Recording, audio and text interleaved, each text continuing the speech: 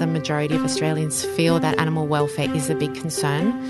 Once people get an insider view as to what goes on behind the scenes, it's quite shocking. From Mamma Mia, I'm Mia Friedman, and you're listening to the No Filter podcast, where I sit down with people who have a big story to tell. When Ondine Sherman was just 7 years old, she wrote a letter to the editor of her local newspaper declaring that she was planning to dedicate her whole life to helping animals. And since that moment, it's pretty much what she's done. Ondine became a vegetarian around the same time she wrote that letter, and in 2004, as an adult, she co-founded an animal rights charity called Voiceless with her dad Brian. The purpose of Ondine's life, as she sees it, is to help educate the world about how animals are treated throughout their lives and to foster more compassion and understanding of their plight. And like any movement, the area of animal rights includes a whole variety of viewpoints, some extreme, some not so extreme, from the person who feels uncomfortable about wearing fur to the activists who raid farms to protest factory farming. And like so many things these days, the topic of animal rights can be really polarising. I've known Ondine all my life. She's my cousin, and we grew up together. Our families were very close. And one thing Ondine has never been is polarising. She's actually the opposite of polarising. I don't know what that word would be. Maybe unifying? She's one of the most calm, compassionate, understanding, and reasonable people I know. She's also incredibly understated, and she has a hell of a lot going on at home. Ondine already had a daughter, Jasmine, who was just a toddler when she gave birth to twin boys 13 years ago. And she and her husband, Draw, named them Dov and Lev. A few months after they were born, the boys were diagnosed with a congenital condition that means that they can't walk or talk or even sit up unaided. They're happy though, and they have full lives, and Ondine and her family have adjusted the shape of their family, as so many families do, so many families have to accommodate the unexpected way that life has turned out for them.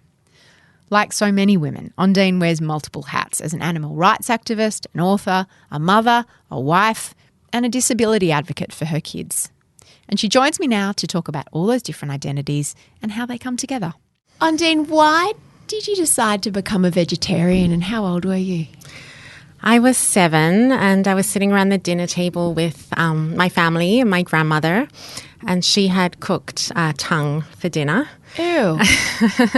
That's a kind of traditional Eastern European dish, but I think it was very, it's very kind of Confronting. Confronting, yes. So when I took a bite, and my aha moment came when I asked what this was, and she said it was a tongue, and I was like, what do you mean, a tongue? Somebody's tongue? She's like, yeah, a cow's tongue. I'm like, what? What's going on? So that's when the what is it called? The something dropped. The penny dropped. The penny dropped, and I realized that meat was animals, which I think happens to a lot of kids around that age. I was lucky. My parents and my grandmother, she lived with us, were very supportive, and I think they thought it was a stage. But I kept it up. Haven't touched meat since. So it was just came from that feeling of not wanting to. I loved animals and not wanting to eat my friends. Did your family try to talk you out of it? You said they were very supportive from the start. You were always a pretty strong-willed kid, weren't you? Yeah, I was pretty stubborn, yeah. I went through a stage where I would only wear long-sleeve shirts, for example, even in summer, because I didn't like my arms. So that went on for, I think, a couple of years when I was about 3 or 4 or 5. So, yeah, I was pretty stubborn. But no, they didn't try to talk me out of it. And, I mean, I know so many families with kids who are vegetarian or vegan who decided themselves, or the whole family's vegetarian, vegan. And I think it's a lot less scary these days. It's a very healthy lifestyle choice. And all the research shows that, if you have a healthy, balanced diet, there's really no issue. But it brings up a lot of fear for people, especially parents with their kids, because, we all want our kids to be thriving and healthy and have everything that they need and don't want to make any mistakes. But there's so many resources and research out there now that I think it's much easier these days for parents to get everything they need to make sure their kids are healthy and thriving. It's funny because I have such a distinct memory of when your sons, the Dov and Lev, the twins, were about, I don't know, maybe 3 or 4, and we were all away together for the weekend, big family holiday, and you were preparing some food for them, and it included meat because as part of their diet then, I'm not sure now, you'd been told that they needed that as part of their diet. Yeah. So you were in that position as a parent where your own views perhaps and the well-being of your children were in conflict. How did you manage that? I mean, I have a bit of a different opinion to my husband, and I did get advice back when they were still young that it was okay for them to be vegetarian, and I personally feel it's totally okay from everything I've read and learned. But I think during those early years we were in a state of very heightened fear and panic, and I just didn't want to do anything that anybody thought might have any negative impact. So, I feel a lot more comfortable now making choices that I feel are right. But, those years were just full of fear, unfortunately. I want to ask you more about that in a minute, but I want to talk about animals a bit more. Yeah. Because you've always been not an angry animal rights activist. And I feel like in some ways people in the animal rights space can get bad press because there's PETA, People for the Ethical Treatment of Animals, who do things like, have quite controversial ways of protesting animal rights. How did your involvement in that as a movement and ultimately a career come about as you got older? I mean, I think once I learnt and once people do learn about what's happening to animals, the real nitty-gritty and the kind of intensive cruelty in the different industries, it's hard not to get a little bit angry because it's like you're seeing this huge injustice that's all your friends and family and your loved ones are taking part in, and you just can't believe that they can continue when you feel like too much. Too much, and I learnt too much very early on. How did you educate yourself? Just started with magazines, like Animal Liberation magazine I used to get, and I used to go to protests, and I used to... Because this was before the internet. Yeah, before the internet. So, the magazines and how else did I learn? Just hearing from people, seeing pictures. But, I mean, I feel like, a healthy social justice movement needs to have all different aspects and all different types of people and all different professions being active. And I think the kind of angry vegans that you're referring to are one small part of the movement, and they're important. But there's a huge amount of people and organizations that are working on law reform and education and vegan food and promoting like positive images. But the way our media works, they love some drama and controversy and some conflict. And so that aspect is picked up a lot. It used to happen in the environmental movement back in the day. You'd think of environmentalists as angry people chaining themselves to trees, disrupting industry. And today we know that there's all different kinds of environmentalists, and it's actually extremely important, legitimate area of concern. And I think the same is slowly happening with animal rights and veganism. But at the moment, I think people are still in a bit of a, it's still early stages of the movement. But I mean, for me personally, I'm a kind of shy, bit introverted person. So writing and being behind the scenes and doing kind of quieter, more thoughtful things was always something that was going to attract me, rather than, being out there with the placards and shouting at the protests. I don't know if I'm sure you heard about it, the protests in Melbourne a few months ago where some vegan activists pretty much shut down the city during peak hour. Yeah. What was your view of that? Like any movement, feminism is the same. It's a broad church and there's people who are extreme and, lots of different opinions. As someone who works in the space, do you say yes, that's great, or does a part of your heart sink and go, oh, this is just going to make people hate us? Yeah. I mean, I think the people who were involved in that, as far as I know, come from a good place. They're, have big hearts, they care about animals, and their main aim was to just raise awareness of what's happening. And doing a kind of media stunt like that is how one gets on TV these days. You either need a celebrity or to do something, very dramatic. I mean, it's a hard one because I know it's kind of gotten a very bad rap. But unfortunately, because industry is not really held accountable, the basic problem is that the Department of Agriculture is in charge of animal welfare in every state and territory, and there's a conflict of interest.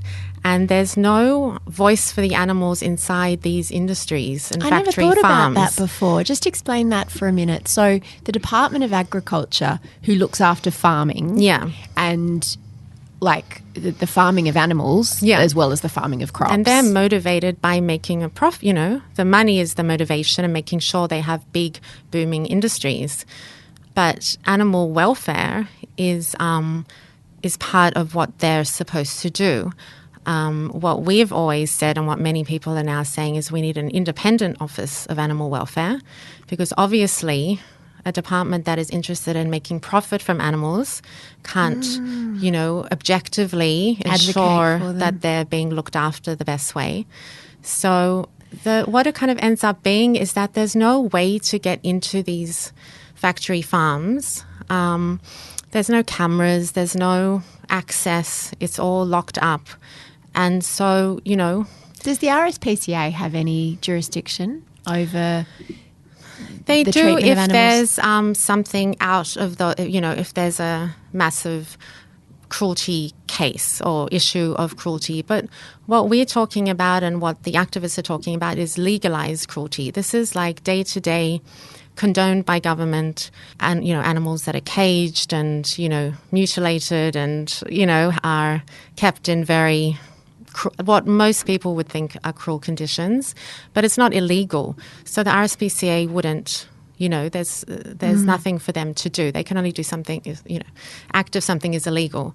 So, like you would see with live export, if you don't have people, whistleblowers and people going and actually taking pictures of the animals and footage, the public will never know what's happening because these are closed door systems that the public is not allowed into.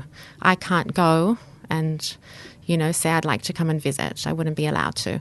So it's kind of the only recourse to get the images is to, go on property.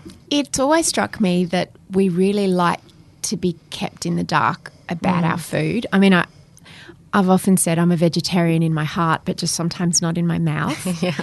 I find it the meat that I eat needs to be very removed from looking like an animal, or, when I lived in Italy and I would go to the supermarket and they would have like skinned rabbits just wrapped in plastic in the meat aisle, and I was horrified by that. But I can eat a hamburger or, some fried chicken or something because it doesn't look like an animal. Yeah. Is that something that you find it's like we all need to be in denial, because the closer you get to seeing how the sausage is made, quite literally, the more horrifying it is and the harder it is to justify? Yeah. I mean, Paul McCartney famously said if slaughterhouses had glass walls, we'd all be vegetarian. And I think that's pretty true. Like the process of slaughter, like forget even the factory farming, but the process of slaughter is pretty brutal. And I don't think we would go, in a big picture philosophically, if we were back in hunter-gatherer times, where we are living a kind of lifestyle where our survival, day-to-day survival is dependent on, sourcing whatever food we can find, that's obviously a different situation. But today we're in a society where we have supermarkets with plentiful food. Nobody wants to, very few people, I would argue, want to go out and slaughter an animal themselves because it is a very painful and violent process. And even I think in those hunter-gatherer societies, and they're of course all different and varied, but they would have a lot of ritual around slaughtering an animal, and they would be a lot of respect and a lot of, mindfulness as to taking a life and so on, which we don't have today. We've really industrialized the whole process, and as you said, keep it very clinical, very, behind plastic in the supermarket. So I think if we tap into our real, emotions and instincts, there would be a lot more people, saying why I don't want to do this. It's interesting that Instagram can be full of cats and dogs and, we're obsessed with our pets and pet accessories and all these kinds of things. And yet we can choose to say, okay, this animal's fine to eat. Yeah. Like the idea of eating a dog horrifies people. Yeah. But the idea of eating a pig or a cow or a sheep or a duck or a chicken, most people are fine with that. Yeah. How do we, you're obviously not fine with it, but it's a weird thing that we compartmentalise that some animals are okay for eating and some animals aren't. Yeah. I think we're quite masterful as humans in when we label something or somebody, a human being as well, as something. Give it a name. Give it a name as illegal or a refugee or a pest in terms of, a wild animal or a farm animal or food. We manage to compartmentalize in our brains what our moral and ethical obligations are to that animal. So you can have an animal, for example, take a cat. We can have our beloved, furry, gorgeous little cats in our homes.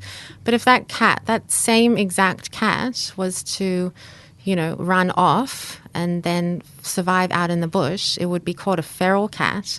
And we would be totally fine for that cat to be like poisoned, trapped, shot, without any consideration as to its pain and suffering, which is what we do to feral and, pest species in Australia.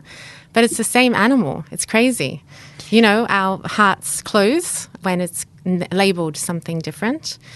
And, it's fascinating, the whole cultural thing, because, in Australia, dogs would obviously not be considered appropriate to eat. But in other countries, dogs are eaten, whereas cows aren't eaten, or horses are eaten, whereas, other animals aren't. And pigs aren't eaten. Pigs aren't eaten, yeah. And the animal is the same. They're all sentient and they all have the same capacity for, pain and suffering and joy and happiness, and they have rich emotional lives and they have rich social, interactions with their families and, communities. But we've just labelled them differently according to our cultural upbringing. How do you, with the beliefs that you have and the knowledge that you have of what's going on and the conditions that many animals are kept in and suffer in, how do you not just get swamped in despair? I've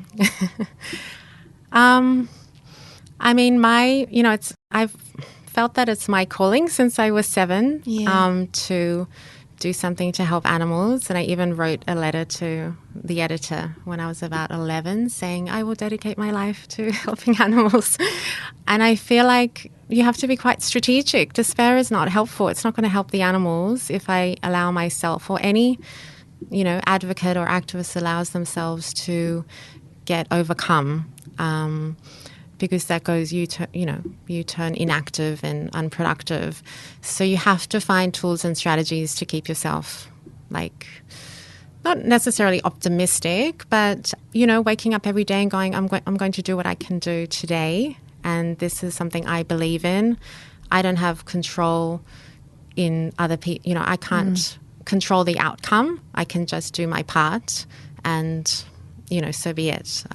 What will happen will happen. So it can be tricky. There's a lot of burnout and a lot of trauma. There's been some studies now into people in the animal movement and a lot of psychological trauma from seeing all these horrific things and feeling like the people around you just don't see it. You're witnessing a huge, catastrophe. And everyone's like, oh, it's fine. It's not so bad. You and your father have always been close and you founded Voiceless together, your animal rights. Is it a charity? Yes, it's a non-profit organisation, a charitable organisation. Can you explain what Voiceless does?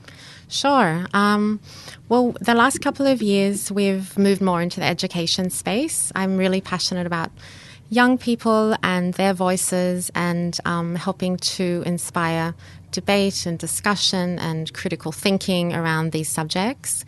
So we've been creating all these resources for high schools in all different parts of the curriculum, especially the English and science curriculums. And we've got a full-time teacher now on board who's amazing. And we're creating like resource kits that teachers can use in the classroom to teach about some of the issues in very, non-preachy, very open discussion, critical thinking style. Because what about people who would say, but you're brainwashing kids to feel negatively towards farmers? It's not the role of schools. Right. What would you say to that? I'm sure you hear that a lot. Yeah, I mean, two things. Firstly, the farming industries are in schools, promoting their industries and promoting their products. So you've got the dairy industry, the egg industry, the pork industry, all doing school programs. And Is that right? pouring a huge amount of money into school education. So it wouldn't really be fair if they were in there and there was no other voice in there, because the way they present the issues, I would say, is very biased. Well, of course it would be biased because they have a vested interest. And the other thing I would say is it's not about criticizing, it's about sparking discussion. And we're very not only mindful, but genuinely wanting people to think for themselves and to consider all the different viewpoints, because I think that's the most effective way to create change. And we believe, and I certainly believe, that once people do think deeply about these issues, they will come to the conclusion that change is needed. I rarely come across someone who knows about animal industries who feels that it's okay what's happening. I'm not saying that everyone feels like we have to stop it and all go vegan, but there's definitely things that go on that feel wrong for the majority of people. And I think even surveys have shown that the majority of Australians feel that animal welfare is a big concern. And like I mentioned with live export, once people get an insider view as to what goes on behind the scenes, it's quite shocking. So, why do you think vegans get such a hard time? I think for a number of reasons. Firstly, when you meet someone vegan, their choices, even without them saying a thing, automatically become a moral judgment on your choices just by the nature of why they're doing what they're doing. And that's confronting for people. So people's defenses immediately go up and they want to justify, because nobody wants to change their life. It's hard changing one's daily habits. If you're used to having your bacon and eggs, it's not fun to stop having, bacon tastes good. Yeah, it tastes good. It's something you might have eaten your whole life. I miss it. Enjoy it with your friends. Do you miss it? I was too young to miss it, but I have given up. I was eating fish on and off for many years, and I gave that up, and I do miss some salmon sashimi, I must admit. That was yummy. But meat, no, I don't miss because I was too young. The smell of it? No, it makes me sick. Yeah.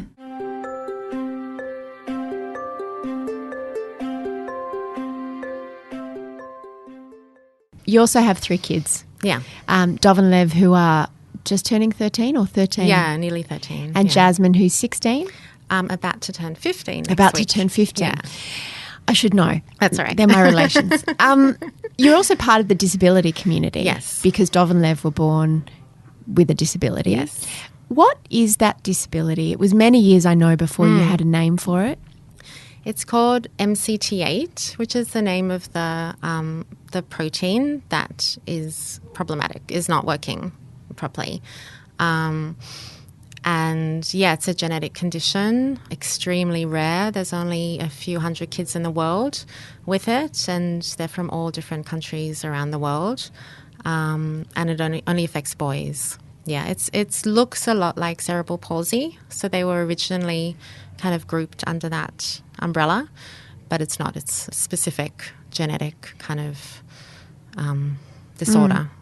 Do you think about them in terms, I know they're your boys, but I want to ask you what they can't do, but I also want to ask you what they can do, because it's two different ways of looking at them, isn't it? Yeah.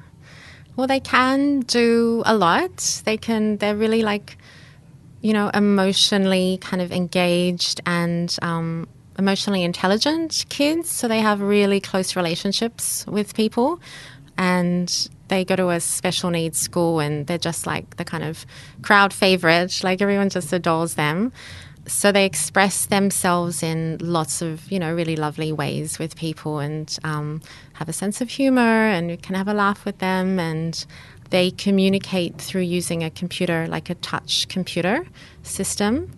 And they can, say what their preferences are in terms of what they want to eat for dinner, or what activity they want to do. They're really improving. They're not verbal, and they They're not can't verbal. walk unassisted. Yeah. And so, they have their physical disabilities means they're very kind of floppy, so they don't really have any strength in their bodies. So they have a walker, and they can kind of scoot around, but they can't sit up. They're in a wheelchair or in supported seating, and not able to talk verbally, and they can't, go to the toilet or get dressed or feed themselves or do any of that. So they need full-time care. They need full-time. Yeah, they can't do anything themselves. Yeah. You and your husband decided to move to Israel when they were how old? 6. Yeah. What's the difference in the services available to you in Israel versus what was available to you in Australia? Well, Israel has, I think, what Australia hopefully will end up having, which is a kind of a national disability insurance scheme. And I know Australia's, really progressing well in that area. That hadn't started when we left. And still today. I mean, there's a number of different areas, I think, where Australia still is very behind many other countries. In Israel, for example, they go to a special needs school where they have therapists on staff. So they have therapy integrated into the school. The school has all the equipment there on site. Whereas in Australia, they went to a school, also a special needs school, for a very short amount of time because we weren't satisfied with it. And there was no therapy, or you had to bring your own therapy via another government department, and you only, once every 2 weeks you could get something, whereas at school they have it every kind of second day. So they had really no therapy and no equipment, which made just the practicality of the whole situation very difficult. Were you given a car? Yeah, in Israel we basically get given a car, wheelchair accessible. And the other huge kind of difference for families, and it doesn't sound like a big deal, and I think unless you're kind of living with it, is that in Israel you get support for having like a full-time carer. Whereas in Australia we had to kind of, piece together usually international students who were out for short periods, working part-time. Australians didn't really want to do this work. And also in Australia, it's just like hugely expensive to, hire someone to be in this role. Whereas in Israel, because it's subsidized, it makes it affordable for all families. So you see families from every part of the socioeconomic spectrum, like able to get support, which means both parents can work, which means that often at night, they can sleep. If you don't have someone helping, there's a lot of disabilities, including Dov and Lev. Thankfully, they're okay at night, but a lot of kids with their condition have seizures through the night. There's lots of hospital visits, and it kind of means that one parent can no longer work for the rest of their life because someone needs to be, doing the grunt work with the kids. And with twins, even one of you might not be enough. Right. I mean, one person is no longer enough with my boys. So we need 2 people kind of, changing, feeding. They're big and heavy and, we've just gotten the kind of hoist lift working because they were getting too heavy for one person to lift. So there's a lot of kind of nitty-gritty details that really affect parents' lives and make it very hard to live any kind of not normal life, but have any identity outside of being a parent. of being a carer. Carer. Yeah. And that's something that you've always, you wrote your beautiful book, your memoir, When the Boys Were Smaller, about the experience of them being diagnosed at about 4 months and then you spending years grieving what they wouldn't be able to do and working out what they could do and trying to find answers. And you talked about how you and your husband took very different approaches. He was very much wanting to find out answers and therapies and treatments and causes and trials and medications. Yes. And you just weren't. You wanted to just love them and be their mum as opposed to being that sort of medicalised role in their life. Yeah. Is that still the same now that they're teenagers?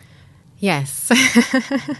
I think it's our different personalities, and I feel quite lucky that we're both, let's say complementary in that way. Because Draw's a scientist and that's how his brain works. And he's a, very loving father, but he kind of pours his energy still into the research we do. Still have a big research program trying to find, not therapies, but medical therapies that will help kids with this disorder. So he spends a lot of time on that. And he tries to tell me about, this thing or that thing. And I actually don't want to know because I find it emotionally takes me on a path that I don't like, where I'm seeing them as someone to cure, and I want to just accept them. Of course, I want them to flourish as much as possible, but I just want to love them for who they are, and they're just gorgeous little boys. So I feel like it kind of messes with my head a little bit if I focus too much on the medical side. I don't like it. But luckily he does, so we've got that covered. How do they interact with each other? They've got little, competitive streaks, I think, which is nice to see, as like regular siblings would have. Do they have intellectual impairments, or you don't know? They definitely have intellectual impairments. They're not, just functioning like in a normal kind of intellectual way, but just restricted by their physical disabilities. It's kind of like a global development delay, I think is what one would call it. Although delay is a little bit of the wrong word, but that's what the medical profession usually names kids in this kind of category. So it's the whole processing. It's quite tricky to know exactly what they're understanding and what they're not. I mean, I told them that I was, flying to Australia before I left, and in the past they didn't react very clearly, so I wasn't quite sure if they understood what I was saying but were okay with it, or if they didn't quite understand. But this time, Dov, my 5-minute older son, was really engaged when I was telling him, and he almost started to cry. He was holding back his tears.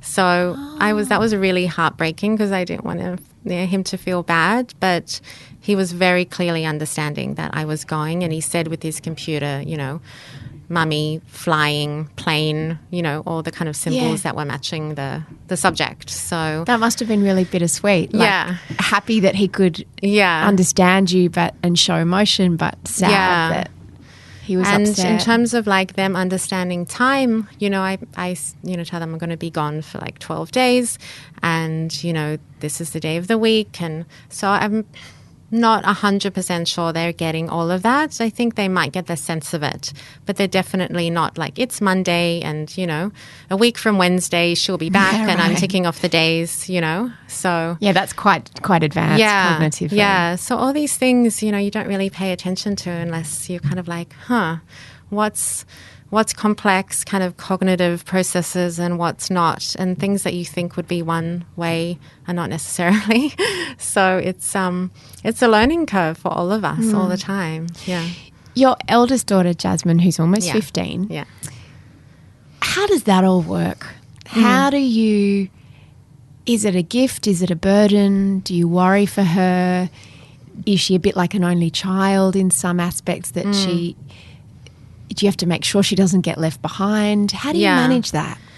It's tricky. I mean, not these days it's not so tricky, but certainly at the beginning, we were all very worried, and I had heard, from other parents or from siblings of people with disabilities that it can be really difficult for the sibling. So we were all very kind of cognizant of the fact that she needs, attention, and she shouldn't be put ideally in a role that makes her, a kind of a carer, that she needs to grow up having her own identity and her own interests. So she did a lot of sibling, I tracked down various kind of programs for siblings. So she did a whole bunch of activities from art to photography to, different groups. So met other kids in her situation. And then, the other strategy is we tried to just keep everything as open as possible. So not have any, I don't like to use this word, but any kind of shame associated with her friends coming to the house. I think some siblings can feel really, that there's a feeling of like the family doesn't want anyone to see what's going on because it can be embarrassing, or they just don't want to open their home. So we've, from the beginning, had a really open home policy, and always try and have her and her friends and our friends, with their kids coming in and out. So Dov and Lev are just like a normal part of our family. And I think it's worked for the most part. She seems, like a well-adjusted girl. And how does she interact with them? What's the relationship like? I think she kind of interacts like, in a kind of mostly appropriate way, like a sibling would. So she's not hugely interested in them. But then again, they're her little brothers. Older sisters generally aren't. But she comes, gives them a kiss hi. And, if something's happening with one of them, she's, like checking in, making sure everything's okay. But thankfully, we have enough help that we're not reliant on her to step in. And I know some families, especially here, like they just don't have enough help, and siblings do end up, becoming part of the caring role. And I don't think it's all a negative thing. I mean, growing up in a family that isn't, just a typical family doesn't have to be a negative experience. I think it can end up being a really positive experience and enriching. And I think I even read some research saying that, kids who have siblings with disabilities end up being more empathetic and more responsible and more thoughtful, and lots of positive adjectives. So I'm holding on to that. But it's, you're working outside the box, there's no real models. This issue isn't discussed very much. There hasn't been any guidebooks. There's no parenting books of this kind, like, except this new one that's come out called Special. Yes, I interviewed which I'm really excited about. But, there was no books or any advice. So you're just trying to make the best decisions you can as a parent, and fingers crossed. Do you look to their futures, the boys? I try not to look at the future at all as much as I can. I feel like that was part of my brain training as I went through, these years, because the future felt very kind of dark and fearful for me for a long time. And I remember when they were about, 3 or 4, and I was thinking, oh my God, if they don't start walking or, being physically, okay, how am I going to push 2 wheelchairs down the street? Like, what kind of car can you put 2 wheelchairs in? Like, how, and I was just like, it's going to be a disaster. I'll never leave the house. We're never going to be able to do anything. And today we have 2 wheelchairs and a car that accommodates 2 wheelchairs. And we just flew them to Crete for a holiday and went to Disneyland in Paris. And you work it out and you make do. But sometimes when you project into the future, you're like, oh my God, what's it going to be like when they're this age or this, you don't see anything positive. So it's just not helpful. Do you have to brace yourself for when you're in public with them? Is it difficult? It can be difficult. Yeah, I think I've put up a lot of defenses. Like when I kind of go out with them, I generally I'm not kind of looking around for other people's responses, because you can get some responses that make you feel sad. Do you mean people just staring? People staring, or, sometimes people with kids, not any blame to the kids. They're just curious, or they're confused, usually kind of confused and a bit, and not in a positive way. They're like, what's going on? And then parents can kind of like usher their kids away and be like, shh, like don't point or don't. So that's not the best experience. So I don't find that very much anymore. But the early days, I experienced that a lot. But yeah, I try and focus on, there's a lot of people have very positive reactions with them as well. I think it really just depends on a person's personality and their experience. A lot of people have disability in their families somewhere, and they really like seeing people with disabilities out, because it's, it shows it's a normal part of life, a normal part of society. We shouldn't be keeping people hidden away or feeling ashamed or feeling that we're not looking like everybody else. So I think a lot of people appreciate it. But it still does, you do look very different, and they look very different when they're out and about. Between your animal advocacy and your beautiful writing, your first book, Sky, for young adult fiction, and the second book that's just come out, Snow, my daughter has just absolutely devoured both of those. She's just loved them. She's become such a fan. And it can be really hard to find books for young girls and boys at that age, particularly girls. I find that all of the books are about love stories and all of that, and this is just really interesting, and she just enjoyed it so much. So mazel tov on the boys' bar mitzvah. Thank you, and congratulations on the book. Can I mention my next book coming out? Please. The requel to Snow, I think that's the right word, which is called Star. And another book called Vegan Living, which is a little bit on the subject we were talking about, like a very gentle beginner's guide to starting a kind of cruelty-free vegan life, but with no judgment and no perfection, and just doing, a little bit in a gentle way. So I've been working on that, and it's really exciting. Congratulations. Thank I think you. that's going to be such a fantastic resource. I've got so many friends whose daughters are really, and sons, but mostly daughters, are getting into the vegan movement. Yeah. If you have a tween or a teen in your life, I encourage you to check out Ondine's 2 books, Sky and Snow. They're fiction books about animals, and they are terrific. She's also written about the experience of raising her 2 sons, Dov and Lev, in a memoir called The Miracle of Love. If you want to hear more about her charity Voiceless, you can head to voiceless.org.au or follow Ondine on Instagram at Ondine Sherman. No Filter is produced by Liza Ratliff. You can follow me at Mia Friedman, and I'll see you on Mamma Mia.